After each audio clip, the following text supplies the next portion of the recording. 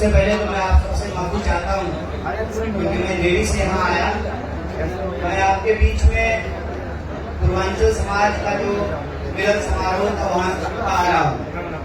तो मुझे हमारे राजस्थान के अध्यक्ष जी ने कहा कि देखिए आप पूर्वांचली हैं और पूर्वांचल समाज के प्रोग्राम में गए हैं, लेकिन आप राजस्थान समाज के प्रोग्राम में नहीं आएंगे, ये अच्छी बात नहीं है। हमने कहा हम जरूर आएंगे, इसीलिए मैं आपके थोड़ी देरी से आया हूँ। दूसरी बात ये कि बिना औपचारिकता के मैं 2-3 बात आपसे कहना चाहता हूँ। पहली बात तो ये, आज राष्ट्रकवि दिनकर की जयंती है और राष्ट्रकवि दिनकर ये बड़ा गौरवशाली सौभाग्य है मेरा कि जो मेरी जन्मभूमि है वही राष्ट्रकवि दिनकर की भी जन्मभूमि है। और राष्ट्रकवि दिनकर ने इस देश के अंदर वीर रस में कविताएं लिखी और हम कहते हैं कि वीरता का सौभाग्य विद्यार्थियों को अपने यौवन में प्राप्त होता है और वीर होने का मतलब ये होता है अपने से कमजोर के ऊपर अपनी ताकत दिखाना बेटा नहीं, जिसको कायरता कहते हैं। अपने से मजबूत को चुनौती दिखाना, आंख में आंख डाल करके सवाल पूछना, ये बेटा होती है। और यही वीरता, यही साहस का परिचय आप लोगों को देना है।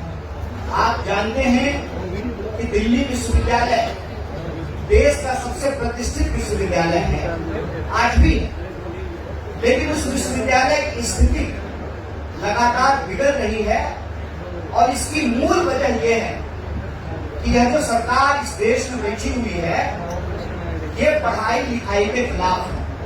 कहते हैं ना, जाके पैर में फटे दिवाई वो का जाने फिर पढ़ाई। खुद की डिग्री नकली है, इससे मालूम ही नहीं है कि यूनिवर्सिटी जाने का और कॉलेज जाने का सौभाग्य क्या होता है। सरकार शिक्षा विरोधी ऐसे है कि लगातार एजुकेशन का बजट कम किया जा रहा है। आप जानते हैं नई शिक्षा नीति के तहत सरकार ये चाहती है कि इस देश के विश्वविद्यालयों को मॉल में बदल दिया जाए। वो विश्वविद्यालय को कह रहे हैं कि आपको सेल्फ रिलायंस, एक तो रिलायंस से बहुत प्रेम है, कह रहे हैं कि सेल्फ रिलायंस आपको बनना पड़ेगा, आत्मनिर्भर बनना पड़ेगा।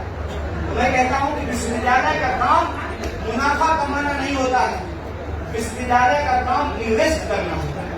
अगर हम मुनाफे की समझ से विश्वविद्यालय चलाएंगे तो जो आम लोग हैं उनके पहुंच से पढ़ाई लिखाई दूर चली जाएगी। और मैं 3 एग्जाम्पल आपके सामने देता हूं। पहला एग्जाम्पल ये, जिस देश में 80 करोड़ लोग 5 किलो अनाज लेते हो, वो अपने बच्चे को 5,000 रुपया कहां से देंगे पढ़ने के लिए महीने नहीं। और ये सिर्फ फीस की बात है। उसके बाद आप रूल रेट की बात कर लीजिए। अब दिल्ली विश्वविद्यालय में पढ़ने वाले छात्रों की स्थिति ये नहीं है कि वो शक्ति नगर में रह सके, विजयनगर में रह सके, सिविल लाइन्स में रह सके, क्योंकि जब हम 2009 में पढ़ने के लिए आए थे 3,000-3,500 रुपया किराया हुआ करता था। आज 13,000, 15,000, 17,000, 20,000, 25,000 रुपया का किराया हो गया। तो जो विद्यालय है, विश्वविद्यालय है, एक तो उनकी फीस महंगी हो रही है, दूसरा उनको हॉस्टल नहीं मिल रहा है, और तीसरा लगातार विश्वविद्यालय की संरचना नीचे जा रही है। आप क्लासरूम की हालत देख लीजिए, आप पुस्तकालय की हालत देख लीजिए, आप लैब की हालत देख लीजिए।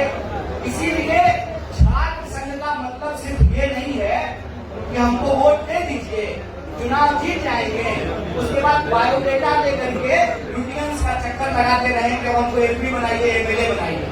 छात्र संघ का चुनाव इसलिए होता है कि आप होने वाले नागरिक।